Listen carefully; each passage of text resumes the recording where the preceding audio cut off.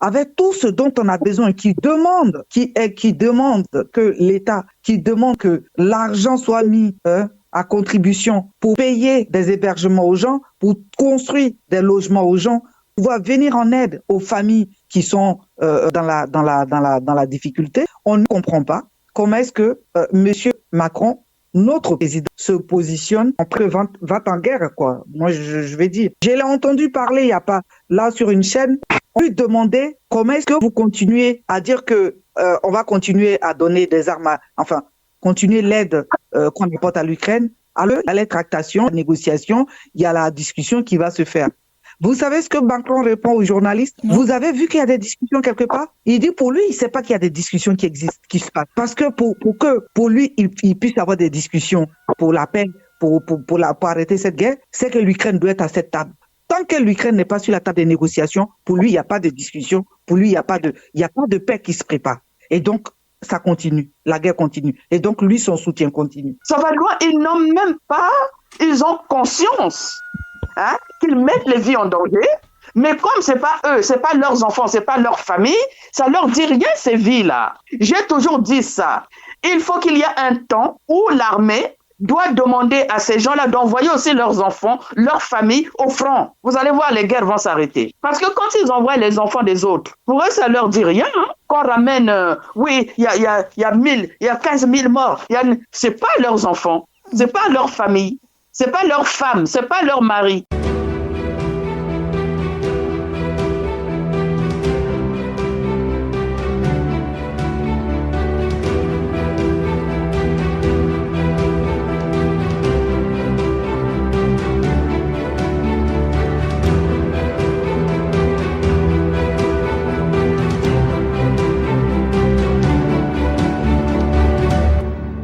Bonsoir, chères auditrices, chers auditeurs de la Radio Bakambi. Vous êtes là en train de suivre notre émission du 21 mars 2025. Vous êtes en compagnie de M. Kayus Ebelebe et de M. Kaino. M. Kaino, bonsoir. Bonsoir, M. Ebelebe. Bonsoir, les deux belles dames que nous avons, à savoir Sabine et Mme Echeni. Et bonsoir, M. Guissosène. Bonsoir les auditeurs et bienvenue sur la radio Bakambi. Merci beaucoup. On a cité M. Sosten Miambalad qui est présent. M. Sosten Miambalad, bonsoir. M. Miambalad. Bonsoir. Merci. Oui, excusez-moi. Bonsoir à tous et merci pour l'invitation sur la radio Bakambi. Merci. Merci beaucoup. Vous aurez aussi Mme Eugénie Opou. Mme Opou, bonsoir. Bonsoir Kayus. Bonsoir les 3G-1. Bonsoir Sabine. Contente de se retrouver ce soir. Merci beaucoup. Vous avez cité à votre tour Mme Niaka. Mme Niaka, bonsoir. Bonsoir, M. Kayus. Bonsoir à tous les auditeurs et auditrices de la radio Bakambi. Bon, encore une fois ensemble ce soir. Bonsoir à mes co-débatteurs et bonsoir à la reine. Et je dis bienvenue sur la radio Bakambi pour échanger. Merci. Merci beaucoup, Mme Niaka. On va commencer avec vous sur ce qui se passe. C'est une question surprise, mais c'est une question que je pense que vous suivez l'actualité. Donc vous tous, vous devez un peu savoir. Surprise générale, le CIO, le Comité olympique international, a élu une dame, pas la moindre, une africaine, avec une origine spécifique. C'est une européenne, mais zimbabwéenne, ministre de sport. Elle a été élue à la surprise générale à la majorité des voix. Moins 4 voix, ça peut prendre, on m'a dit, 80 voix. Elle n'est pas européenne. Non, j'ai bien elle dit. Est blanche, elle n'est pas européenne. Elle est d'origine européenne, monsieur Gaino, s'il vous plaît. Elle est d'origine européenne, mais elle est zimbabwéenne. Elle est donc ministre des Sports du Zimbabwe. Elle a été élue à la tête du CIO. Elle est aujourd'hui la surprise. Beaucoup disent que c'est la chance de l'Afrique, c'est de voir les choses changer. Est-ce que pour vous, la nomination d'une femme à la tête du CIO, c'est une révolution, c'est une bonne chose? Ça marque que les femmes aussi ont leur place dans les grandes instances dirigeantes du sport mondial, et surtout le fait que ce soit une africaine, même si elle a des origines occidentales. M. Gaino dit qu'elle ne les a pas. Elle n'a pas d'origine. Mme Niaka, avant de répondre, je voulais savoir, M. Gaino, pourquoi vous dites qu'elle n'a pas d'origine européenne? Là, il y a des coupures, la liaison n'est pas très bonne, mais elle est zimbabwéenne. Tu sais, au Zimbabwe, il y a des Européens. Ils sont minoritaires, mais il y a elle est même née là-bas, je crois. D'accord. Mais on fait pour les Africains de couleur noire. On rappelle que nous qui sommes en Europe, on nous rappelle beaucoup qu'on est français ou bien britannique ou même simplement européen avec des origines africaines. Pourquoi c'est pas... On peut pas le dire en Voilà. Sudan. Donc, elle a des origines européennes. Ok. D'accord. Madame Miaka, une femme à la tête du CEO. Bonne nouvelle. Madame Miaka, vous avez coupé votre micro, on ne t'entend pas. Madame Miaka, ok. Madame Opou, est-ce que vous m'entendez? Oui, moi je vous entends. Écoutez, Madame Miaka a coupé son micro. Donc Vous m'entendez? Oui, je vous entends. Madame Miaka a coupé son micro, elle ne s'en rend pas compte. Est-ce que vous pouvez, pour vous, Mais ouais. Madame Miaka, si vous pouvez désactiver votre micro, vous pourrez répondre à notre question. Alors, Madame Opou, pour vous qui parlez souvent du féminisme, une femme à la tête du CEO qui pisait une africaine, c'est une belle surprise. C'est une bonne nouvelle aussi. Ben, ma foi, une surprise, peut-être parce qu'on n'a pas l'habitude de mettre les femmes. Pourquoi est-ce que si on met la femme au ministère des Sports, ça sera une surprise? Parce qu'une femme ne mérite pas d'être ministre des Sports? Parce qu'une femme n'est pas sportive? Ben non, si elle mérite sa place, elle le mérite. Moi, plutôt, là où je voulais plutôt intervenir, c'est quand on dit, bon, elle est zimbabwéenne, d'origine occidentale ou d'origine européenne. Mais une fois que quelqu'un a la nationalité, la personne fait partie du lot de tous ceux qui peuvent prétendre à être nommés et élus dans le pays. Nous avons la nationalité française. Moi-même, j'ai été élu. J'ai assumé des responsabilités au niveau de l'État français. C'est parce que à un moment donné, j'ai voulu repartir dans mes origines pour essayer de faire quelque chose. Sinon, ici, je serais allé aujourd'hui, je ne sais pas où je serais. Quand on est dans un pays et qu'on a la nationalité, on a le droit d'occuper tous les postes parce qu'on est ce que l'on est. On est un membre de la patrie, donc il n'y a pas de problème. Dès lors qu'elle a la nationalité, surtout si elle est née là-bas où elle a eu sa nationalité, il n'y a pas de problème. Ministre des Sports, nous verrons de quoi elle est capable. Elle n'est plus ministre des Sports. Elle est maintenant présidente du comité olympique international. Elle ne sera plus ministre. Déjà, c'était déjà extraordinaire qu'elle soit ministre. Là, elle est passée au-dessus. Elle est maintenant au niveau international, présidente du comité olympique. Voilà. Si les gens lui ont fait confiance, c'est qu'elle a des compétences. C'est ce qui compte. Dans les compétences, il ne faut pas regarder les sexes. On a commencé. Moi, j'ai toujours refusé d'être féministe. Moi, je ne suis pas féministe parce que je suis quelqu'un qui dit, dès le départ, nous sommes différents. Il y a l'homme et il y a la femme. Nous pouvons parler d'égalité d'intelligence. C'est différent. Je dis que tu sois de sexe masculin ou féminin. L'intelligence n'a pas besoin de sexe. Chacun a des compétences, développe des compétences. Voilà. Et si une femme a développé des compétences, l'expérience dans n'importe quel domaine, autant qu'un homme, elle a le droit d'être là où on peut la mettre. On peut la mettre n'importe où et il n'y a pas des choses là où l'homme peut faire et que la femme ne peut pas faire. Bon, je ne parlerai pas de surprise. Je dirais le moment est arrivé là où la société commence à comprendre que la femme et l'homme sont égaux en droit, en capacité, autant intellectuelle que dans le domaine des compétences.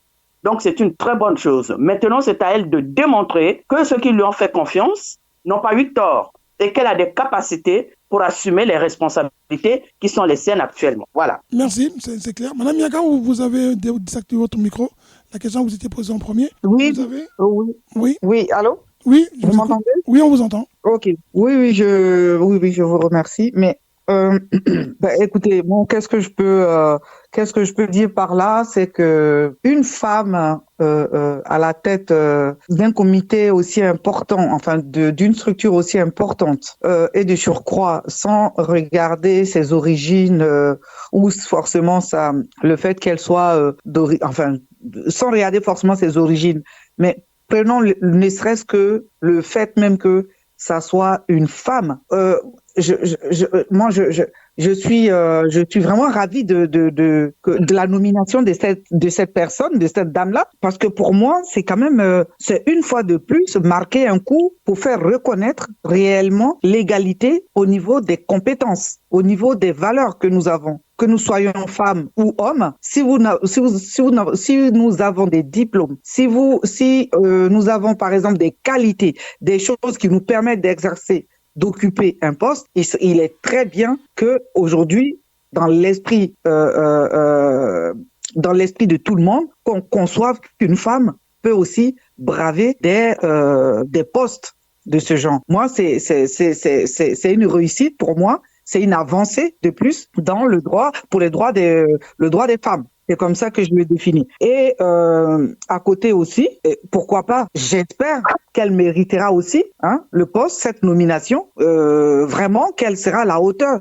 de l'enjeu qui lui a été confié. Mais vraiment, c'est un pas de plus. Une fois de plus encore, c'est une façon de nous confirmer que on est dans la lutte perpétuelle de faire égaliser, de faire mettre au même niveau les droits, les valeurs, les compétences de la femme comme de l'homme. Parce qu'aujourd'hui, c'est du nouveau, parce que c'est une femme. On n'en parlerait pas de cette manière si c'était un homme. Donc, on est d'accord que les gens ne sont pas encore assez préparés à voir des femmes à la tête de certaines structures, notamment même des pays aussi développés. Il y a je pense qu'il y a encore des pays assez développés, pour prendre le cas de la France, où les gens ne sont pas, je crois, assez préparés, ils ne sont pas assez préparés pour recevoir une femme, par exemple, à la tête de l'État en tant que présidente. Les gens ne sont pas assez préparés encore pour ça. Ils ne sont pas encore assez prêts, je vais dire.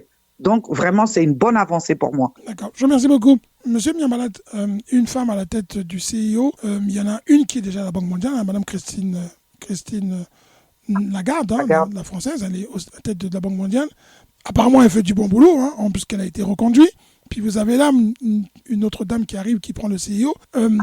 Question polémique, je vais polémiquer parce que c'est un peu ça aussi. Elle aurait été une Africaine de souche. Pensez-vous qu'elle aurait eu cette poste-là? Ou pensez-vous que c'est vraiment la compétence qui a fait la différence? Et comme dit Mme Miaka, je crois qu'il y a une dame qui a pris aussi une Africaine, je crois, si je ne me trompe pas.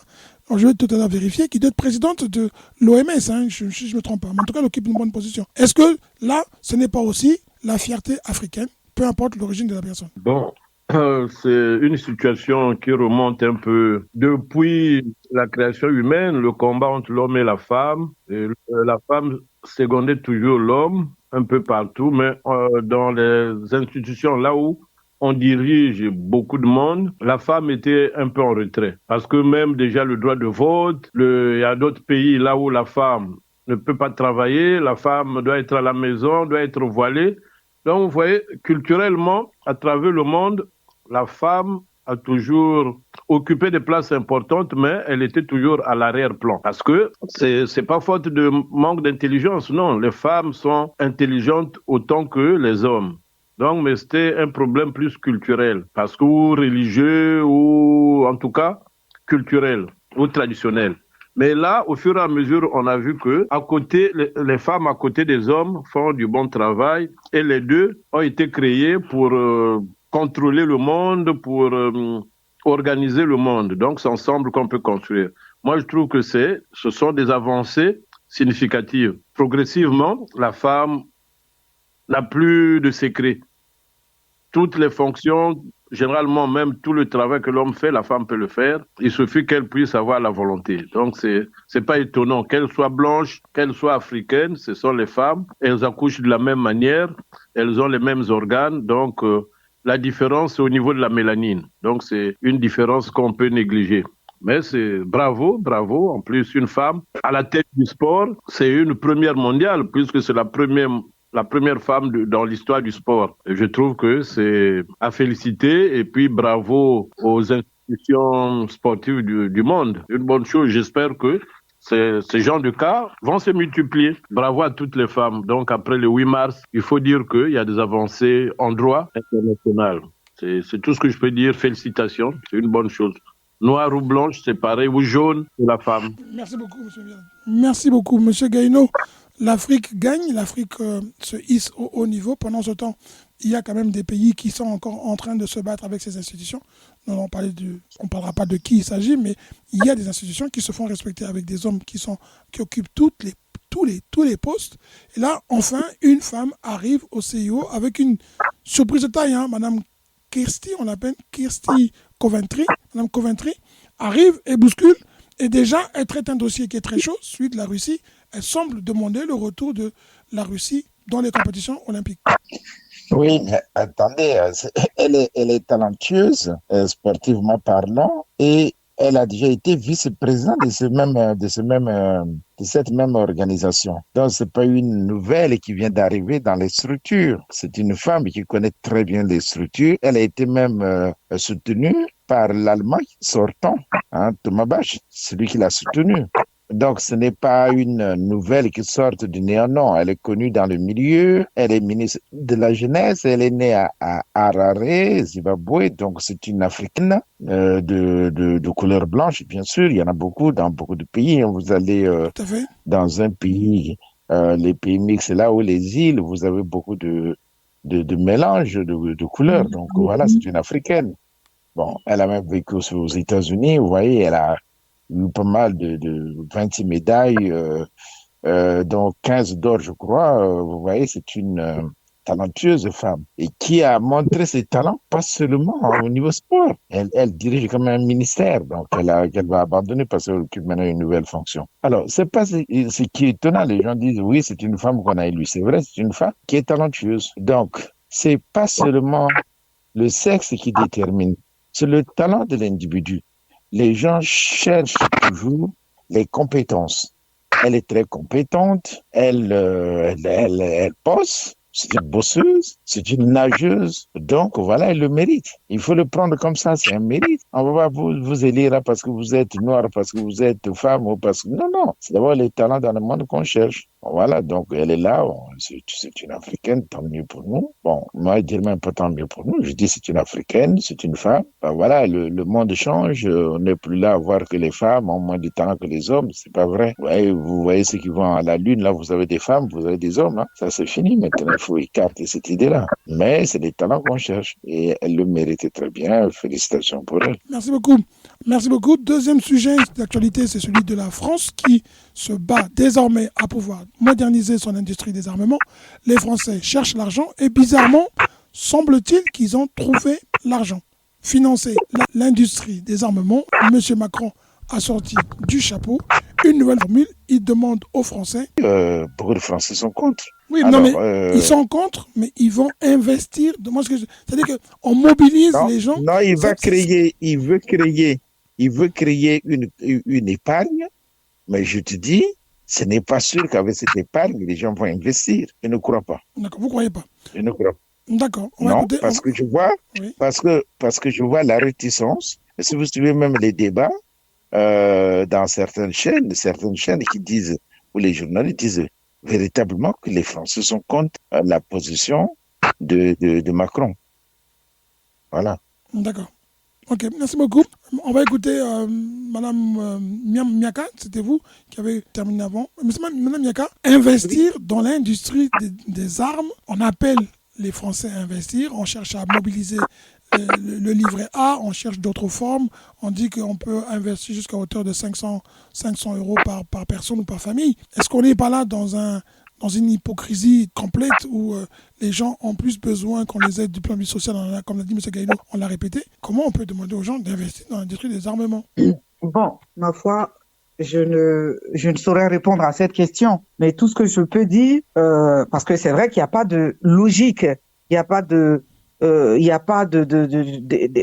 d'intérêt, il n'y a même pas il n'y a rien qui puisse expliquer que dans un pays où quelques mois avant, on voit un peu le chaos sur le plan social avec tout ce dont on manque, hein, tout sur le plan social, tout ce dont on manque, avec le niveau de précarité qui augmente, avec des personnes qui n'arrivent pas à se nourrir correctement, avec le niveau de comment on appelle ça, de personnel dans les structures qui baissent, dont on a besoin, avec tout ce dont on a besoin, qui demande que l'État, qui demande que l'argent soit mis à contribution pour payer des hébergements aux gens, pour construire des logements aux gens, pouvoir venir en aide aux familles qui sont dans la difficulté. On ne comprend pas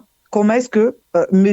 Macron, notre président, se positionne va en guerre, quoi. Moi, je vais dire. Je l'ai entendu parler il n'y a pas, là, sur une chaîne. On lui demandait comment est-ce que vous continuez à dire que on va continuer à donner des armes continuer l'aide qu'on apporte à l'Ukraine. Alors, il y a les tractations, les négociations, il y a la discussion qui va se faire.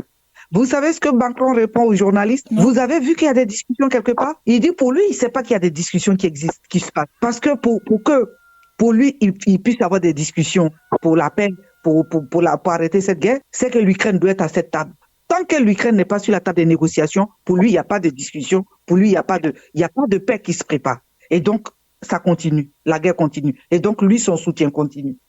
On ne comprend pas. Pourquoi est-ce que la guerre, il veut faire la guerre? Et il demande au peuple français qui, déjà même, on n'arrive pas à joindre les deux bouts, il nous demande il veut nous mettre à contribution pour cette guerre-là? Non.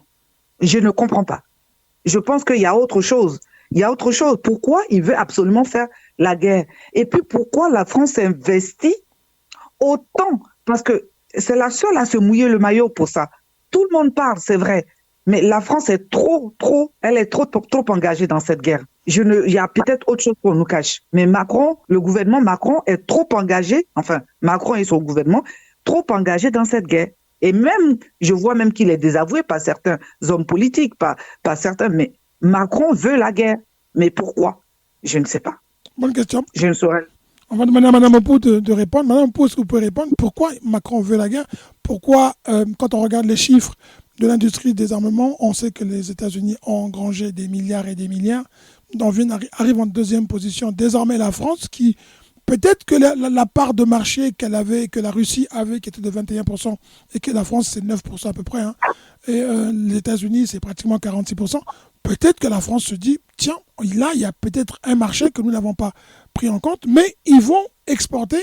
Et donc, si on regarde du côté de l'Afrique, d'où nous avons nos origines, on se dit qu'ils vont finir par exporter la guerre dans ces pays-là. Parce qu'il faut bien qu'ils vendent ces armes qu'ils vont produire. On a dit les machines vont tourner nuit et jour.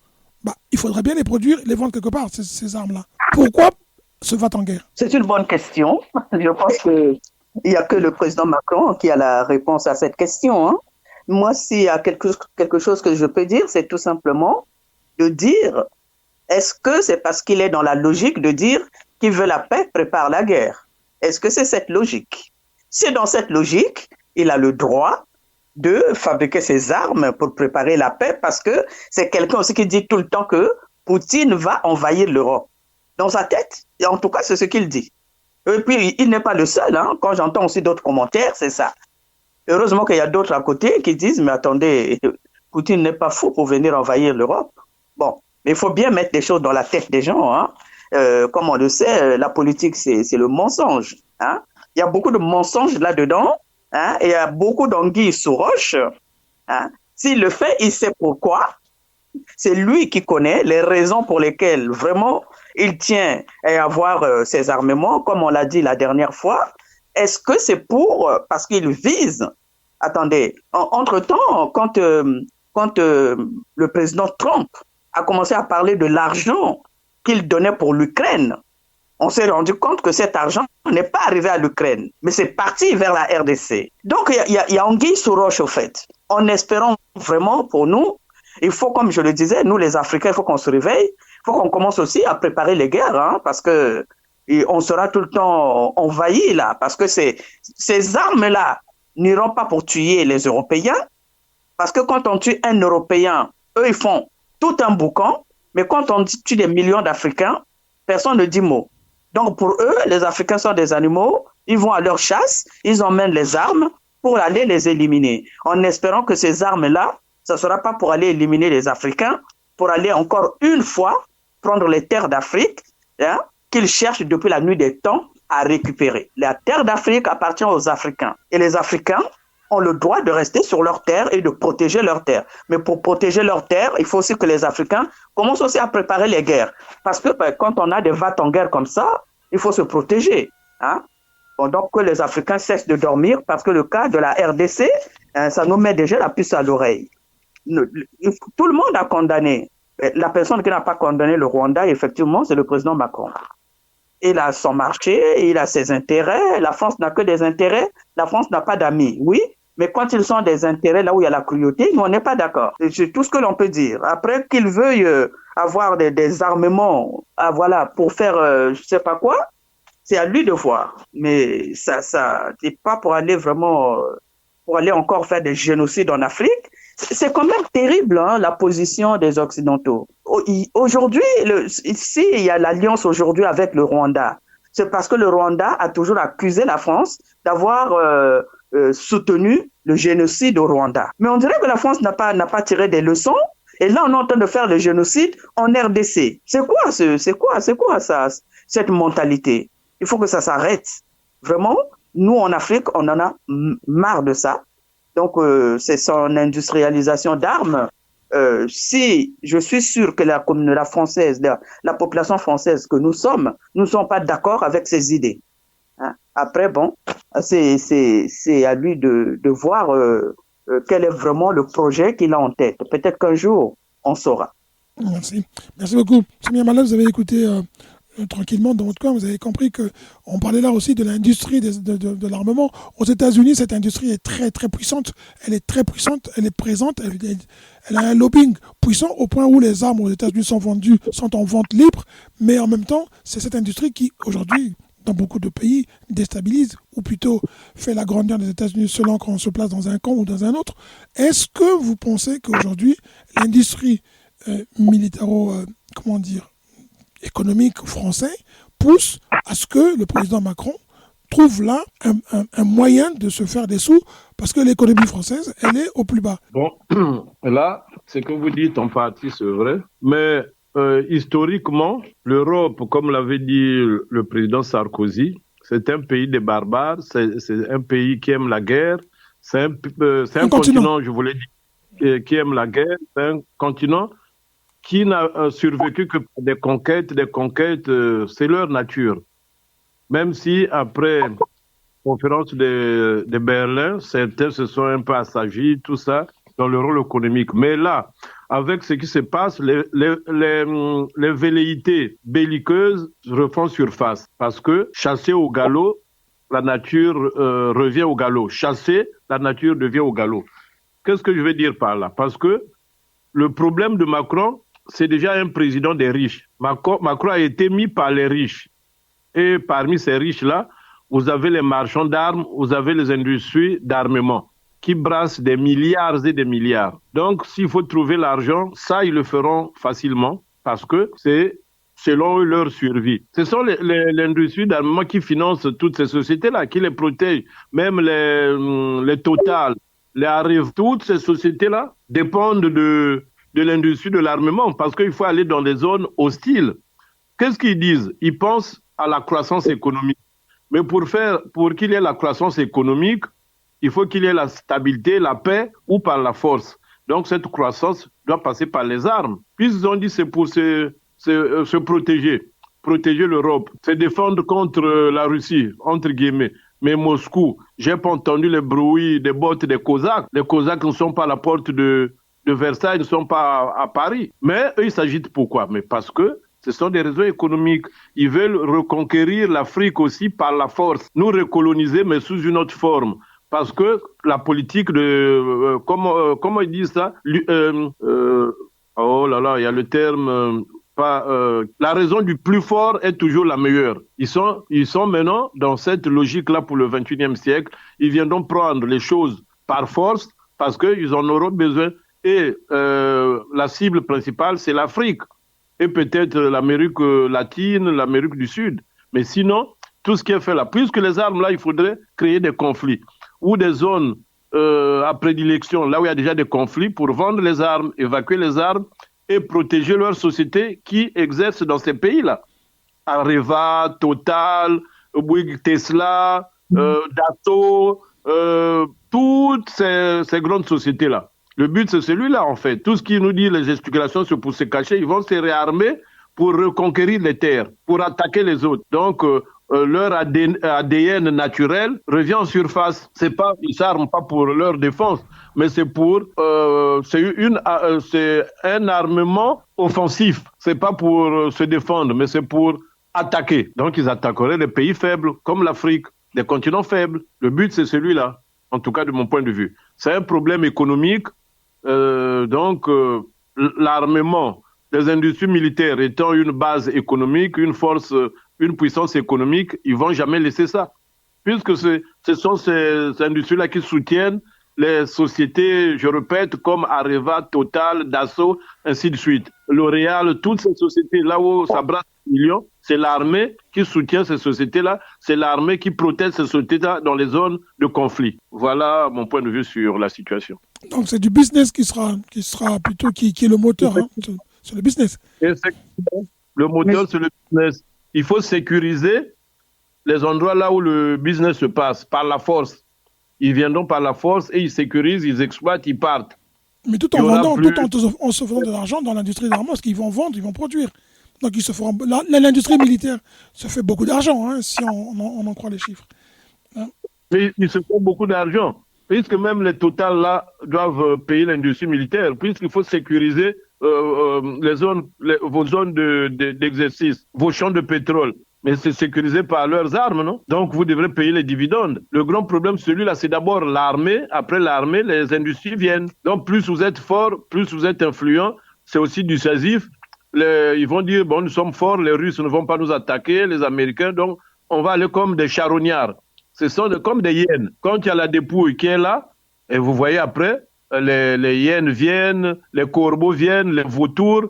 Donc, tous les charognards, par rapport à leur force, ils viennent. Et les hyènes, comme ils travaillent en groupe, l'Europe c'est comme ça, les hyènes travaillent en groupe et ils viennent, ils vont chasser même le lion. Puisque le lion travaille généralement en solitaire, ça c'est Trump et les États-Unis. Bon, comme il est fort, les hyènes ont souvent peur. Mais là, les hyènes ont décidé de se regrouper. Les hyènes se disent non, le lion veut tout prendre avec l'autre qui est une panthère, mais nous, les hyènes, nous faisons quoi? Il faut qu'on s'organise comme d'habitude, comme on l'a toujours fait pour attaquer les autres. Et voilà. Et nous, la dépouille, c'est nous, c'est l'Afrique, les éléphants qui sont en Afrique, bon, vous tuez et puis ils viennent sur la carcasse. Nous, on n'aura qu'à des carcasses. Entre-temps, ils prendraient les bonnes parties et ils viendront avec en Europe. C'est des hyènes, pour conclure. Merci beaucoup. On va, M. Gaïno. Oui, allez-y, Mme Miaka. Oui, en fait, moi, je me posais aussi une autre question, parce que le va-t-en guerre de M. Macron. Mais il n'est pas seul, parce que les Européens aussi le suivent. Hein. L'Angleterre aussi le suit. Oui, L'Europe a voté une grosse enveloppe de 800 milliards. Hein. Oui, justement, je voulais en arriver. Mais comme c'est lui qui est devant, c'est pour ça que je dis son nom. Bon, je me posais la question, ou je m'interrogeais. Je me dis, est-ce que, quelque part, Macron, enfin, l'Europe, on va parler de l'Europe, voyant le rapprochement des États-Unis avec la Russie, est-ce que l'Europe n'est pas dans une forme de crainte et ce n'est pas plutôt dans un projet de créer une sorte d'oligarchie à l'européenne, hein, si tu vois ce que je veux dire, une sorte de puissance à l'européenne parce que pour eux, peut-être qu'ils se disent que les autres, ils vont se mettre ensemble, les États-Unis, la Russie, s'ils se mettent ensemble, ça va pas le faire. Et donc, c'est peut-être la crainte de la disparition de l'Europe. C'est la crainte de l'affaiblissement de l'Europe. C'est la crainte que, justement, que les Américains se mettent ensemble avec les Russes et qu'ils forment une belle équipe, là, une coalition, et qui pourrait justement être fatale pour l'Europe. Donc, est-ce que c'est pas dans cette crainte que l'Europe veut absolument s'organiser de façon à avoir une armée à elle? Enfin, je veux dire, tous ces projets de constituer une armée pour la défense de l'Europe et tout ça, est-ce que c'est pas des peurs? C'est pas par peur? Est-ce que c'est pas une sorte d'oligarchie européenne qu'ils veulent créer pour pouvoir se défendre en cas de partenariat avec des États-Unis avec la Russie ou même de la Russie avec la Chine? Enfin, est-ce qu'ils sont pas dans la crainte? C'est pas une peur qu'ils expriment par là. Bonne question. Allez-y, M. Gaïno. Oui, je voudrais rassurer ou un peu évoluer sur la même ligne que Mme Sabine. Effectivement, Mme Miaka. Quand on regarde la ligne... Ah, pardon. C'est Mme Miaka. Oui, Mme Miaka. Pardon. Bon, lorsqu'on regarde un peu les craintes de l'Europe, je crois qu'il s'agit de ça. C'est-à-dire qu'il faut savoir que la Russie, avec le BRICS, ils ont voulu monter. Il y a la Chine qui est devenue une grande puissance. Vous avez aussi l'Inde qui évolue, qui sont avec aussi les Russes. Vous avez aussi le Brésil et vous avez les États-Unis qui se rapprochent de la Russie en abandonnant l'Europe. Donc en ce moment-là, les Européens, ils sont pris de panique même. Je veux dire qu'il y a la panique à bord, hein, ça il faut le dire. Donc ils se sont rassemblés pour voir comment ne plus dépendre des États-Unis. Et pour ne plus dépendre des États-Unis, comme a dit tantôt Madame Bou, qui a dit que qui veut la paix prépare la guerre. Donc il faut préparer maintenant la guerre pour vouloir de la paix, parce qu'ils ont peur aussi qu'un pays européen ne soit un jour attaqué par, je ne sais pas par quelle puissance. Donc, ils veulent se préparer, se munir de boucliers nucléaires, de moyens de renseignement comme les États-Unis, comme la Russie. Et c'est pour ça qu'ils ont formé ce front, parce qu'un seul pays, pour arriver à ce niveau des autres, il faudra des années, mais comme on dit, lorsqu'on rassemble nos forces, on mutualise les forces, on arrive facilement à à évoluer ou à mettre les idées, on peut concrétiser les idées. Voilà, donc c'est ce qu'ils sont en train de faire. Et là, ils vont sûrement travailler pour le bouclier, ils vont travailler pour avoir des satellites, pour des informations, pour tout, pour avoir leur indépendance vis-à-vis des États-Unis. Voilà, c'est vraiment cette peur-là, je crois, qui touche l'Europe. Il n'y a pas autre chose. Ce n'est pas parce que tous les Européens sont contre Poutine. Non, je ne crois pas. C'est cette peur-là de voir subitement les gens comme Trump. Vous voyez, lui, c'est un homme d'affaires. Hein. Vous voyez, les accords qu'il signe en Ukraine, il y a toujours l'intérêt derrière. Donc, ils ont vu que Trump est plutôt pour deux pays super puissants en écartant l'Europe. Et là, ils ont peur, voilà, ils sont en train de dire, bon, ben voilà, un jour, il ne faut pas qu'on dépende toujours des États-Unis. Voilà. D'accord. Est-ce que, en filigrane, quand je vous écoute parler, il n'y a pas derrière, c'est un peu ce qui s'est passé du temps de De Gaulle, qui a eu l'idée, d'après ce que j'ai compris, hein, c'est De Gaulle qui a eu l'idée de militariser la France en ayant des têtes nucléaires, ce qui a fait la force de la France. Est-ce que la vision du président Macron n'est pas celle-là aussi de dire il faut peut-être imiter De Gaulle, soyons nous aussi armés de telle sorte, comme vous dites, que on sera dissuasif pour celui qui essaiera un jour comme Poutine ou comme les États-Unis qui entendent quitter l'OTAN peut-être ou jamais, on ne sait pas encore. Et ce n'est pas ça la vision aussi de dire en filigrane? Ça, sans nul doute, c'est la même vision. C'est exactement la même vision. C'est la vision du général de Gaulle. Lui, n'oublie pas que les Français sont omnibulés par cet homme-là. Les idées de cet homme-là restent encore permanentes dans leur tête. Ils ont vu ce que le général de Gaulle a fait de la France. Et là, effectivement, Macron suit ce même chemin-là. Ce qui n'est pas une mauvaise chose en soi. Madame Opou, ce n'est pas une mauvaise chose en soi. Ben, ma foi, j'ai dit, si c'est pour la protection du pays, comme on l'a dit, comme on le répète, celui qui veut la paix prépare la guerre. Si c'est dans cette optique, ma foi, chaque pays a le droit de se protéger. Mais la manière dont les choses se disent, dont le président Macron le dit, on n'arrive vraiment pas à bien cerner. On peut essayer d'imaginer que c'est dans ce sens-là qu'il essaie de faire. Mais la manière qui devient un peu, comment on appelle ça déjà, agressive de dire les choses. Et quand il le dit, il s'attaque tout de suite à la Russie. Poutine ci, Poutine ça. Et surtout pour ces Zelensky. Vraiment. Pourquoi? Depuis longtemps, les accords de paix allaient être signés. Ce sont eux qui ont fait en sorte que ça ne se signe pas. Quand la Russie, d'après eux, c'est la Russie qui attaque ou qui a fait, je ne sais pas quoi, le terme qu'ils utilisent souvent. La Russie a fait quoi? Agressé. Envahi et agressé l'Ukraine. Voilà. Hein? C'est le terme qu'ils utilisent tout le temps. C'est la Russie qui a agressé. C'est la Russie qui a agressé. Mais attendez. Ils oublient que eux, c'était eux les provocateurs. Non, mais les raisons pour l'agression, ils ne le disent jamais. Vraiment? Ah non. Il y a quelques personnes qui essaient de dire, mais quand on essaie de dire, on te la ferme. Hein?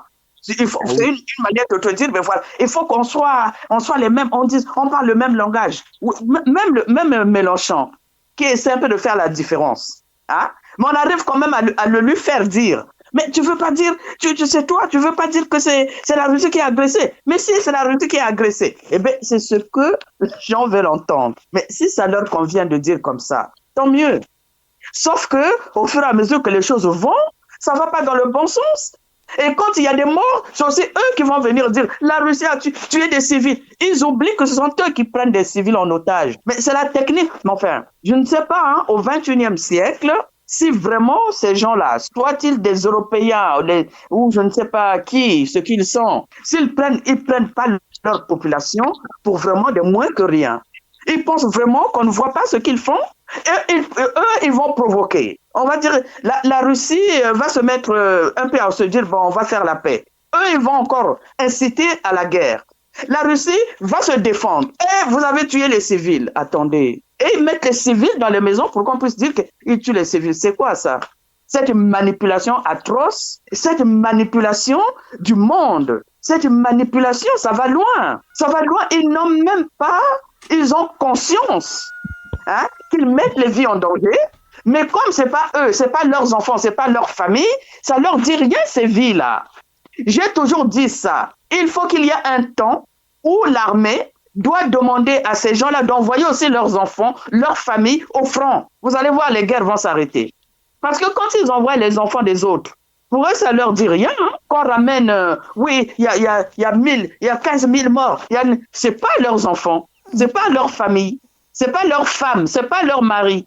Et là, on peut laisser, parce que les autres humains sont des animaux. On peut les laisser périr, comme ils ont fait pour les tirailleurs africains, qu'ils avaient fait des chairs à canon. Bon, mais on peut, oui. On va laisser les autres parler. Oui, non, terminer. Oui, mais il faut que ça s'arrête. Bon, mais c'est difficile parce que vous savez que les hommes sont des gens, comme on dit, ils sont des conquérants ou des prédateurs parce qu'il faut nourrir les uns et les autres. Vous savez que parfois les dirigeants font ça pour nourrir leur population. Monsieur Miambala, vous qui avez vécu à l'Est, est-ce que le fait que les Français, les Européens, l'industrie des armements européenne se lève en disant voilà, on n'est pas assez militarisé, on n'est pas assez armé, il faut s'armer encore plus, il faut atteindre le niveau d'armement de la Russie, des États-Unis, parce que ce sont les plus grands pays, même de la Chine, est-ce que cette surenchère ne court pas tous le risque, évidemment, d'encourager la Russie, elle aussi, à investir encore plus que l'Europe, et ça ne s'arrêtera jamais. Mais oui, effectivement, la Russie aura toujours une longueur d'avance parce que c'est un gros pays et puis c'est dirigé par un seul homme pour l'instant. Les autres, il faut attendre les élections. Bon, ils changent de chef d'État. Raison pour laquelle il y a une discordance. Il n'y a pas une unanimité sur l'Europe de la défense. Parce que l'Europe, oui, mais ils n'avaient pas abordé le côté défense, c'est plus l'économie. La défense était réservée aux pays, aux nations. Mais comme là, c'est l'Angleterre et la France qui sont en tête de peloton. Parce que ceux-là, c'est les mieux armés, c'est ceux-là qui ont plus les armes, qui ont développé l'industrie.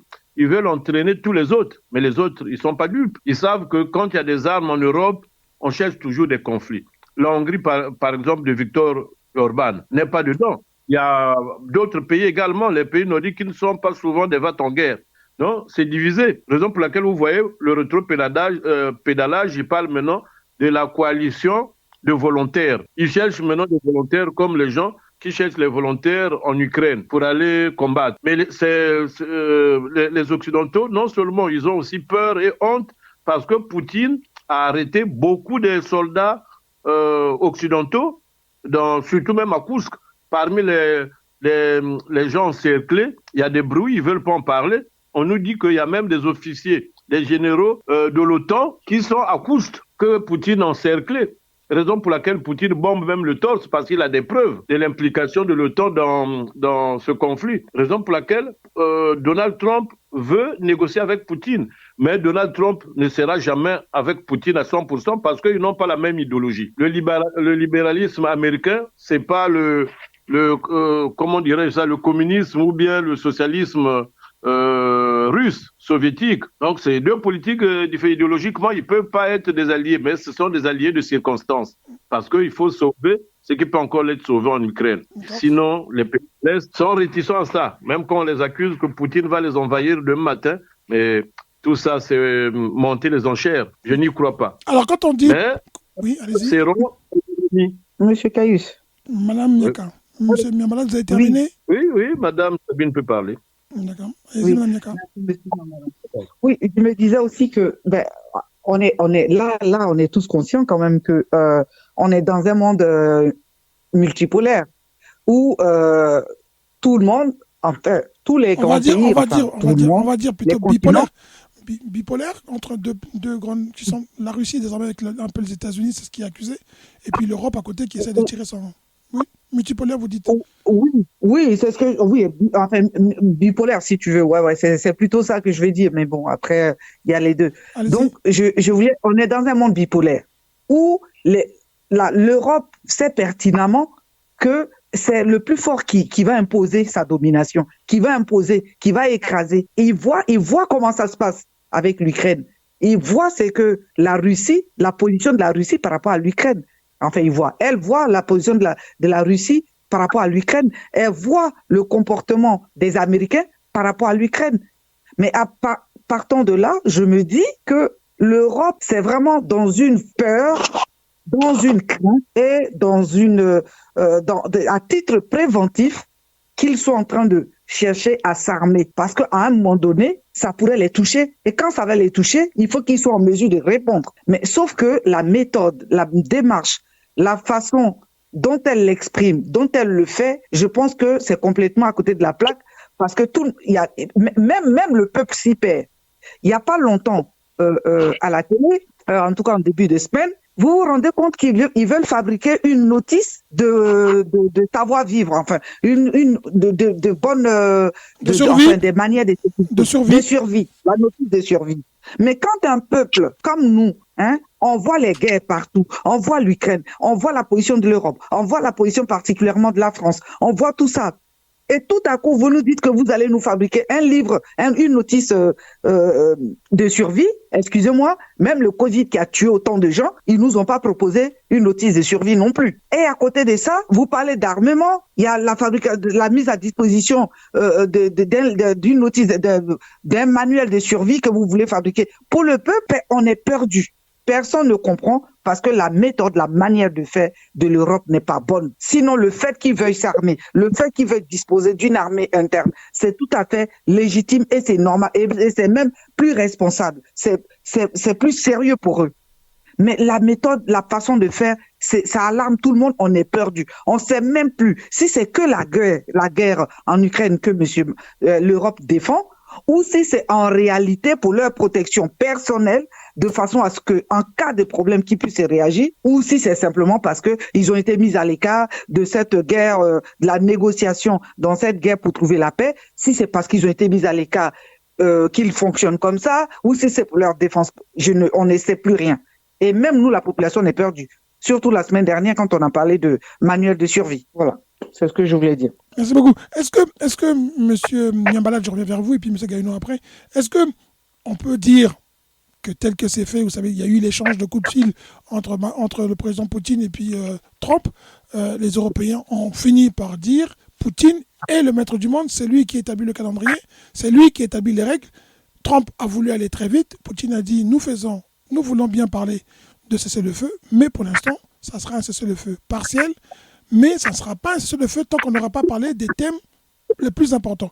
Est-ce que, avec cette réponse et le fait que désormais les gens reconnaissent que Poutine est maître des jeux et qu'il est en position de force avec pratiquement surtout les États-Unis, le rapport de force ayant changé, l'Europe dos au mur se sent plus petit qu'elle ne l'était avant et il ne lui reste plus qu'à sortir les muscles, qui est donc de dire armons-nous pour essayer d'atteindre le niveau de ces deux puissances ou de ces trois puissances qui sont la Chine, la Russie et les États-Unis, mais on oublie aussi qu'il y a l'Inde qui monte, et puis il y a les pays de l'Amérique latine, et puis il y a aussi l'Iran qui est positionné comme un pays qui a une tête nucléaire non officielle. Monsieur Miambalat et Monsieur Gaïno après.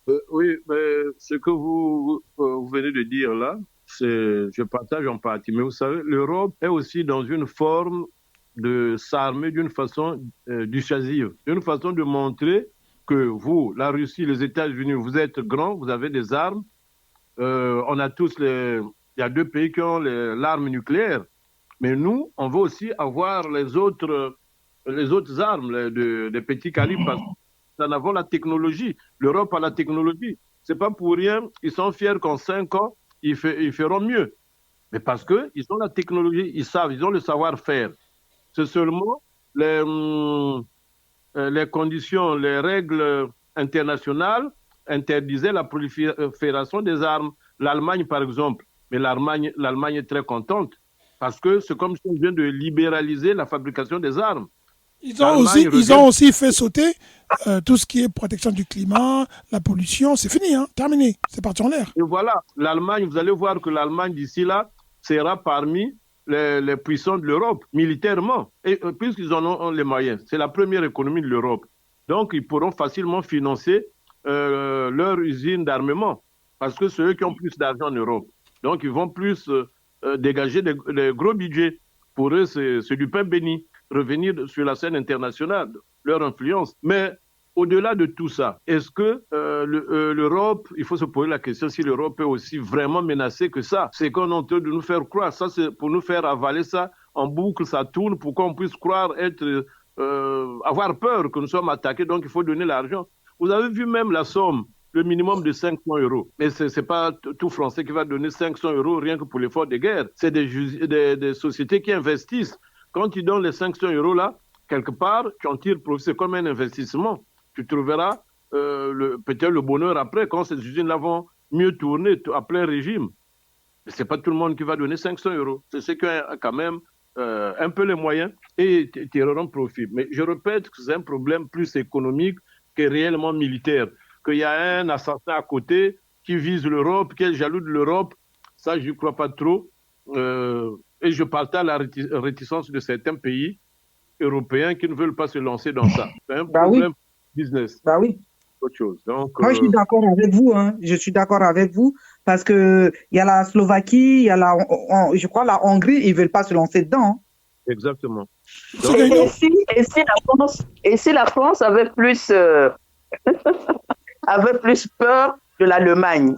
Ça, c'est une bonne information que le frère Guy Sosten vient de donner. L'Allemagne, maintenant, peut avoir son armée. Avec les moyens ils vont fabriquer leurs armes. Mais l'ennemi d'hier, le plus dangereux, c'est celui-là.